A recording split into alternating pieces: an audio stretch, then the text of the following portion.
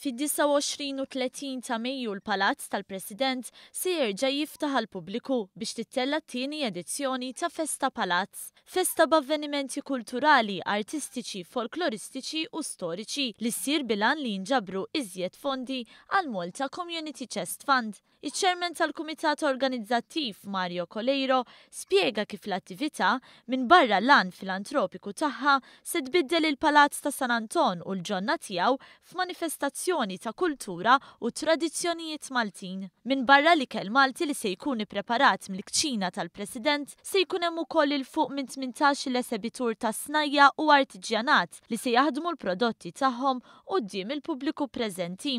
Iżda din id-darba il-festa se tkun ambjentata fi żmien l-Ingliżi kif fissret il-President innifisha. Din is-sema l-anniversarju tal-100 sena mill-gwerra ta' Gallipoli, Malta u San Anton Palace ukoll kien intuża dak iż-żmien propju biex jagħti ftit ta' mistrieħ lin-nurses u lit-tobba li ġew minn hemmhekk postijiet oħra biex dewwew lil-miweġġa.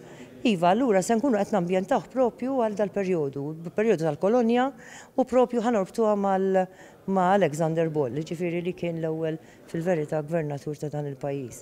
Għal din l-attività li se ssir bejn is-7 u l-11 ta' filgħaxija, il-ħlasa dħul huwa biss ta' 5 euro, flus li jmorru bris il-Malta Community Chest Fund. Hija żiedet tgħid li din il-festa se sservi wkoll biex il-poplu jgawdi dak kollu li hu purament Malti u jkabbar l-arfin tiegħu dwar l-identità Maltija.